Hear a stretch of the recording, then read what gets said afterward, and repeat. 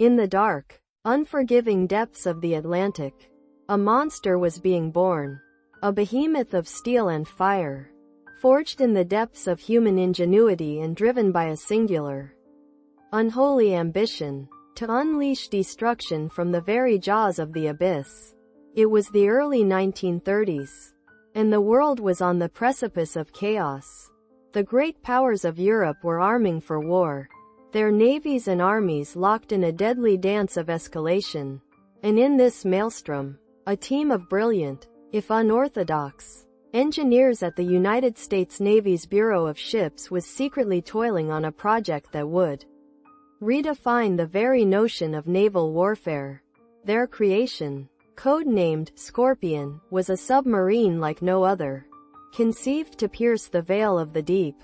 It would rise up like a specter from the darkness, its guns blazing as it unleashed a torrent of firepower upon the unsuspecting enemy. The long-range gun-toting submarine, or LRGS, was about to be born, a vessel of unbridled fury, capable of firing full-size artillery shells from the depths of the ocean. Led by the enigmatic and brilliant Rear Admiral Charles B. Momsen, the team pushed the boundaries of what was thought possible. They drew inspiration from the great battleships of the past. But with a twist, these battleships would be able to slip beneath the waves, invisible and unstoppable, their guns blazing as they rode the currents of war. As the design took shape, the implications became clear. This was no mere submarine, but a game-changer, a vessel of such power and audacity that it would rewrite the rules of naval warfare. And as the Scorpion's plans were finalized, the world held its breath, sensing the coming storm, and the unbridled fury that the long-range gun-toting submarine would unleash upon it. In the depths of World War II, a chilling innovation emerged from the shadows of the Pacific, born from a desperate quest for destruction and a willingness to defy the very laws of warfare. Meet the Kaiten, a monstrous creation, a hybrid of submarine and artillery, forged in the heart of Japan's imperial ambitions. This was no ordinary vessel, but a living embodiment of the nation's unyielding resolve to shatter the enemy's defenses. No matter the cost, imagine a submarine, its sleek hull a mere facade, concealing a secret of unholy proportions. For within its depths, a full-sized artillery shell, weighing over a ton, lay waiting. This was no toy, no prototype, but a fully fledged, battle-ready behemoth, designed to unleash its fury upon the unsuspecting enemy. The Kaiten was the brainchild of Japan's naval engineers, driven by a singular vision, to create an unstoppable force, one that could pierce the very heart of the Allied fleet, leaving devastation in its wake. This was a war of terror, where conventional norms were cast aside, and the boundaries of human ingenuity were pushed to the limits of sanity. The Kaiten was the ultimate expression of Japan's militaristic fervor, a reflection of a nation consumed by a madness of conquest. Its existence would shatter the complacency of the Allied forces, forcing them to confront a new, unprecedented threat, one that would test their mettle, their courage, and their very will to survive. In a world where the rules of war were about to be rewritten, a team of visionaries dared to challenge the conventional wisdom of naval warfare. Their quest, to create a submarine that defied the constraints of the deep, a vessel that could fire full-size artillery shells from beneath the waves. It began with a simple yet audacious concept, a submarine that could unleash the fury of a battleship from the darkness of the ocean floor. Meet the 14 centimeters deck gun, a behemoth of a cannon that would shatter the status quo of underwater warfare. This was no mere afterthought, no accessory to be hastily bolted onto an existing design. The deck gun was a deliberate creation, a carefully crafted marriage of engineering prowess and innovative thinking. Its engineers toiled, fueled by an unyielding passion for the impossible, driven by a singular vision, to transform the submarine from a stealthy predator into a war machine without equal. Imagine the challenge: to create a gun that could withstand the crushing pressure of the deep. A barrel that could accommodate the brute force of a 14-centimeter shell. A recoil system that could tame the fury of each discharge. Each step forward seemed to invite 1,000 questions, 1,000 doubts. Yet, the team persevered, their resolve tempered by a shared conviction that the deck gun was not just a possibility, but a necessity. In the dark recesses of shipyards and testing facilities, the deck gun began to take shape. Its designers pored over calculations and simulations, testing the limits of steel and stress.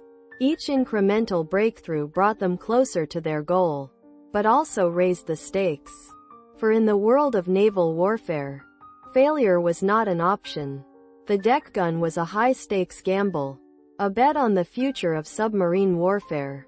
And then, one fateful day, the impossible became possible. The 14 centimeters deck gun was born, a testament to human ingenuity and the unyielding will to push the boundaries of what was thought possible. As we embark on this journey into the heart of the submarine that could fire full-size artillery shells, we invite you to join us on a thrilling ride, one that will take us to the forefront of a revolution that would change the course of history forever.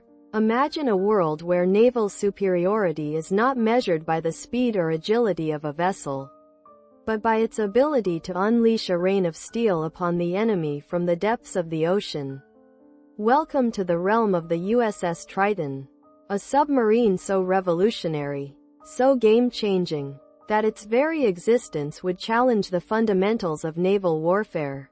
Here, within the confines of the Triton's cramped and claustrophobic interior, lies a secret that would shake the foundations of the Cold War. A secret that would reveal the true extent of the United States' technological prowess and its willingness to push the boundaries of what was thought possible. The Triton's main armament was a 10-inch Mark 101 gun, a behemoth of a weapon that would fire full-size artillery shells at a rate of 1 per minute. But what made this gun truly remarkable was its range and precision. In theory, the Triton could fire a shell over 25 miles into the heart of enemy territory, with an accuracy that would make even the most seasoned artillerymen proud. But how would this behemoth perform in the unforgiving environment of the ocean depths? Would it be able to withstand the crushing pressure and the corrosive effects of seawater? And what of its crew? Who would have to navigate the treacherous waters of the deep, all while ensuring that their precious gun remained operational? I remember the first time we test-fired the gun at sea. It was a moment of pure exhilaration, as if we were unlocking a secret that had been hidden for centuries.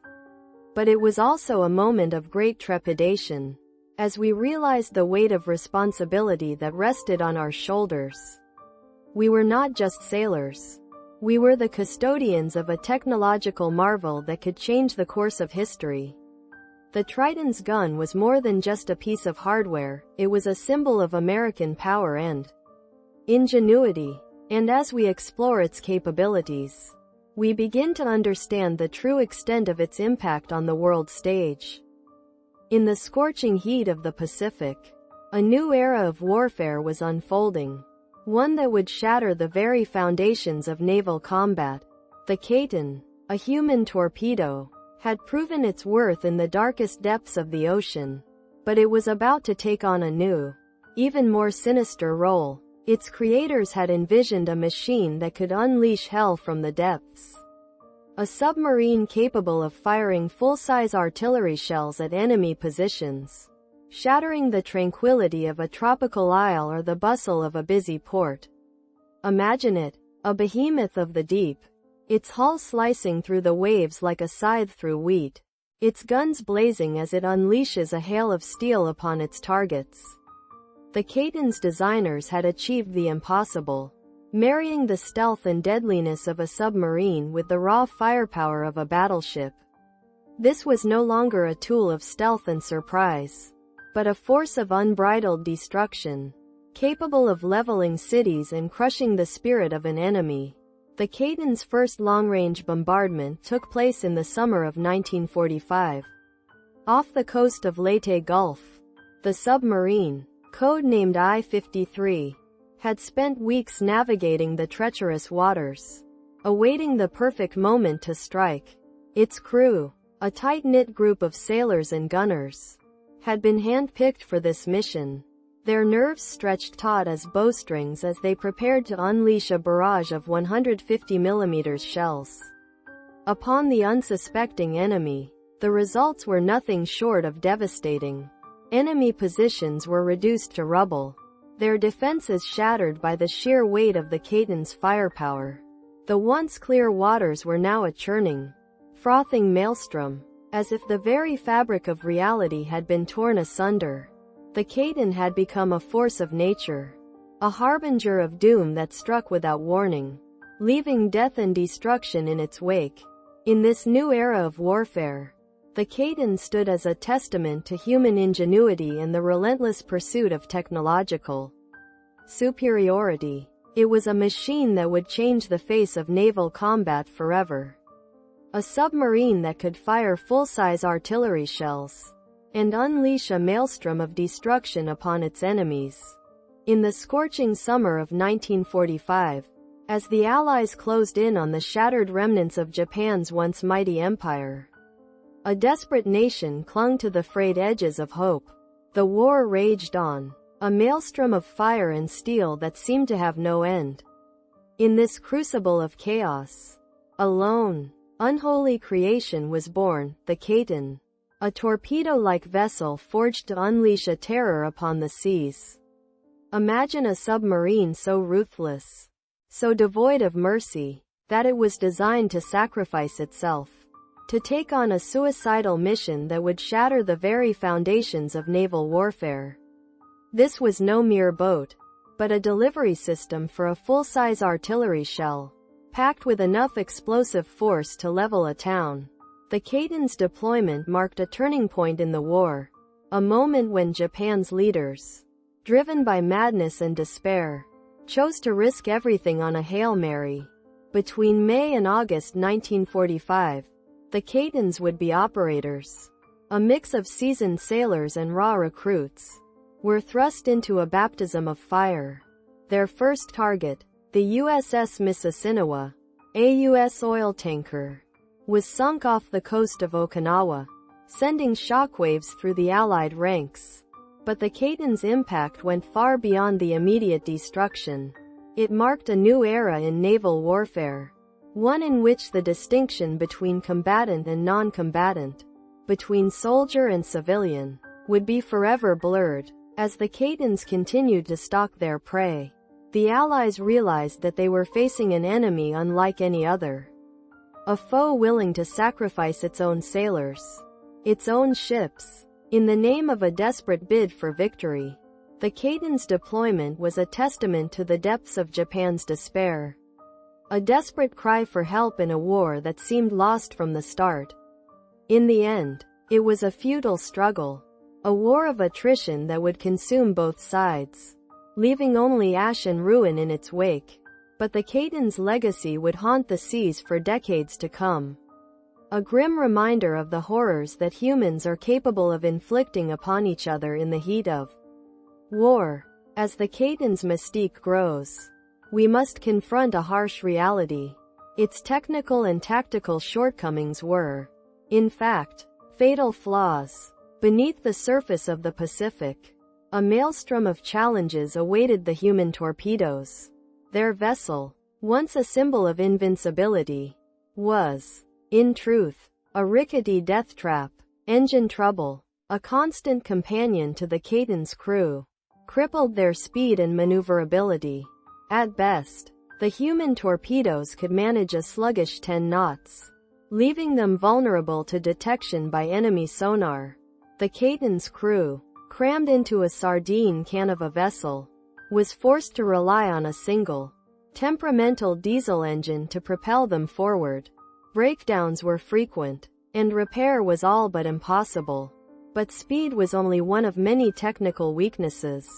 The Caton's pressure hull, meant to withstand the crushing depths of the ocean, was, in reality, a brittle construct of steel and rivets.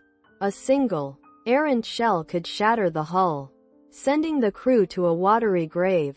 And yet, it was not the machines that betrayed the Caton's crew, but their own bodies. The claustrophobic conditions aboard the vessel, combined with the crushing pressure of the deep, made the most basic functions, breathing, eating, sleeping, an agonizing struggle. But technical limitations were only half the battle. Tactical considerations loomed large. As the Caton's commander, Admiral Ichiyama, grappled with the strategic implications of his human torpedoes. How would they be employed? When? And where?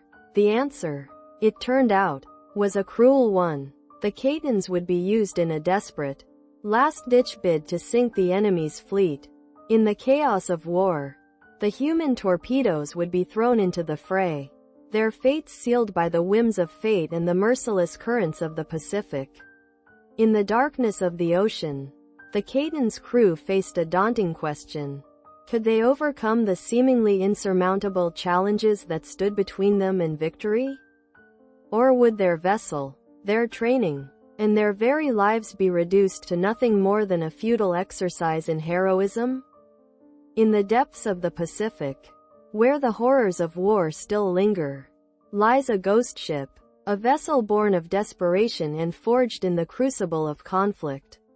The Caton, a name that echoes through the annals of history, a symbol of a bygone era when the boundaries of naval warfare were pushed to the very brink of madness. We stand at the threshold of a legacy, one that defies comprehension. A testament to the unyielding spirit of those who shaped the course of this forgotten chapter in the annals of naval history.